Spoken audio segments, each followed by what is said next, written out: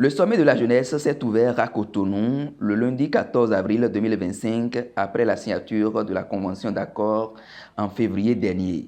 C'était en présence d'un parterre d'invités composé de plusieurs ministres conseillers du gouvernement talon, le représentant du ministre d'État Abdoulaye Bio-Tchane, de membres de la société civile, d'ambassadeurs de la CEDEAO et du Royaume de Maroc près le Bénin, directeurs et responsables d'institutions ainsi que d'une forte représentation de la jeunesse venue des 77 communes et des 12 départements du Bénin. Maître Tieno Olori Togbe y a pris part en sa qualité du président de la Fondation Olori Togbe et partenaire officiel de l'événement dont nous vous proposons l'intégralité de son discours à l'ouverture des travaux.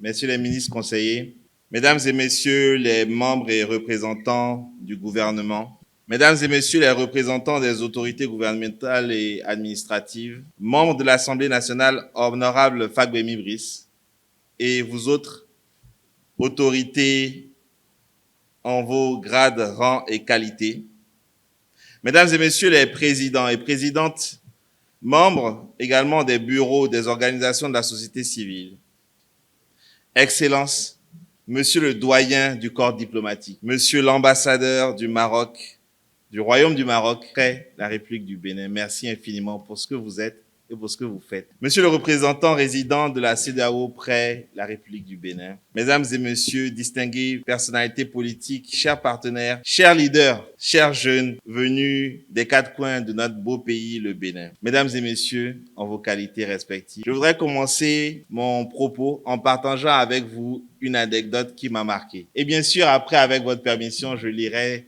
ce que j'ai tenté d'écrire sur ce papier. Je suis membre du Conseil national de régulation de l'électricité du Bénin.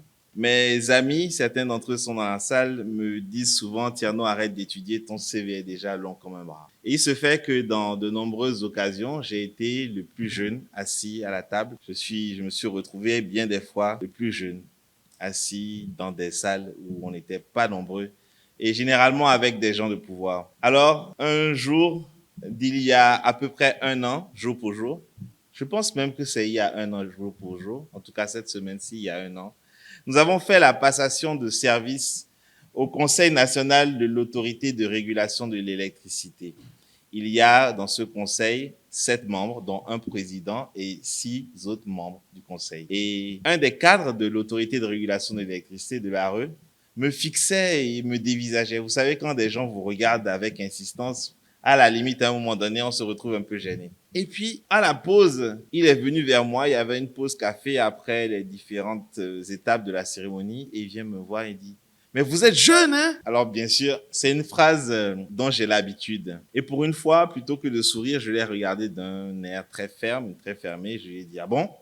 Parce que je suis son boss, du style qui vient de commettre un impair. Et je lui ai dit « Ça veut dire quoi être jeune ?» Il a été d'abord complètement déboussolé. Il s'est dit « Ah, peut-être que j'ai fait une bêtise là, c'est vrai qu'il a l'air jeune, mais c'est quand même mon boss, c'est peut-être le boss de mon boss, je ne sais pas comment je vais gérer ça maintenant. » Alors en balbutiant, il me donne une réponse qu'il a bien sauvée, je trouve. Il me dit, être jeune, c'est jusqu'à l'âge de 40 ans. Je dis, ah bon? Et pourquoi? Il dit, c'est la Constitution qui le dit. Alors je lui ai dit, alors vous avez raison, je suis encore jeune, mais plus pour bien longtemps parce que dans quelques jours, je ne serai plus jeune. Alors, comme dans une chanson de Georges Brassens, je navigue entre les deux âges. Je ne suis plus jeune depuis quelques mois maintenant et je suis pas encore tout à fait vieux. Il paraît que si les jeunes personnes se lavent bien les mains, elles vont manger à la table des grands. Nous sommes venus ici pour bien nous laver les mains, pas pour parler en désordre. Nous sommes venus ici pour réfléchir, pour participer à la construction de notre pays, pour tisser la nouvelle corde à l'ancienne corde. Et c'est pour ça que je voudrais qu'on applaudisse tous ceux qui sont nos aînés, qui sont présents dans cette salle.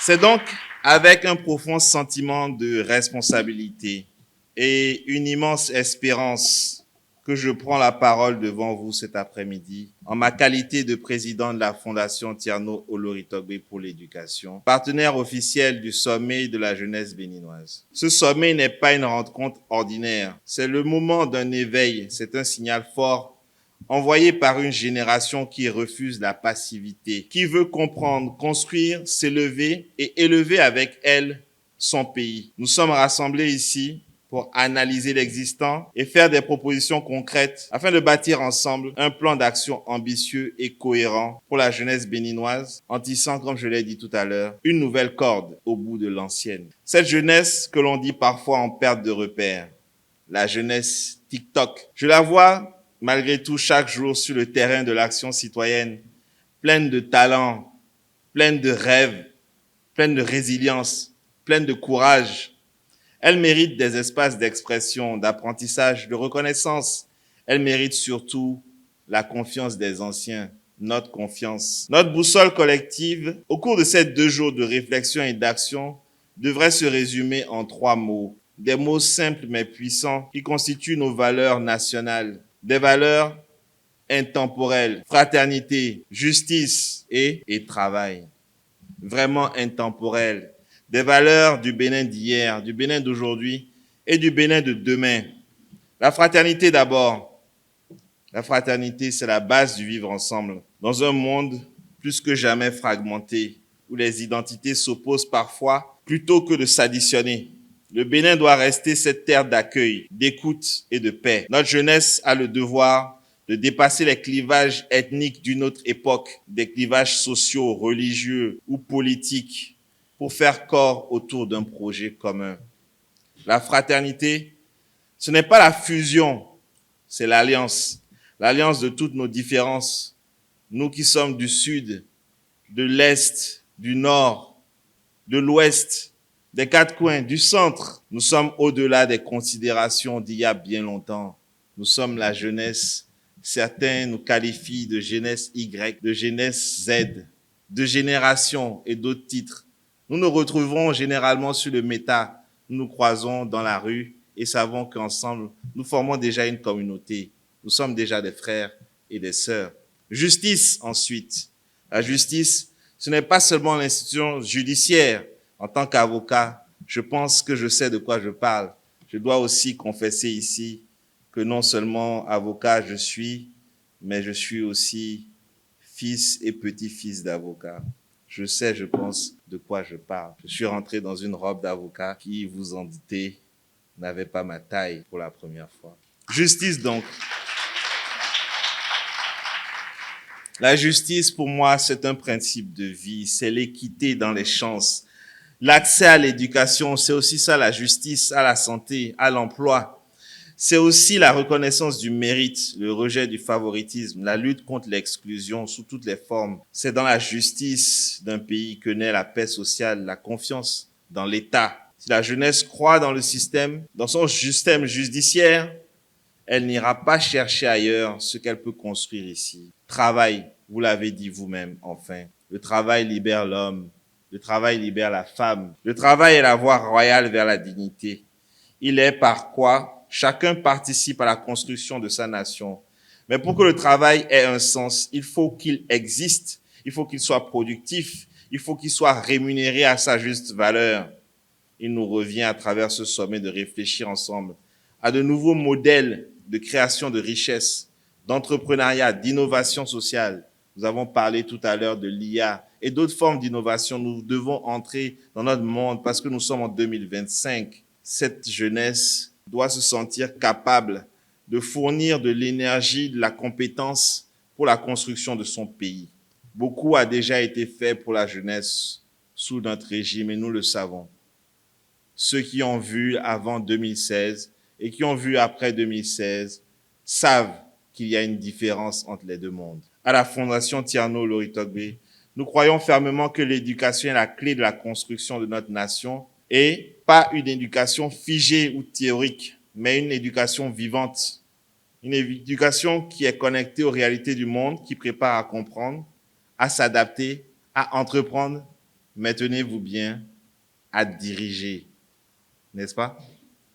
C'est bien cela.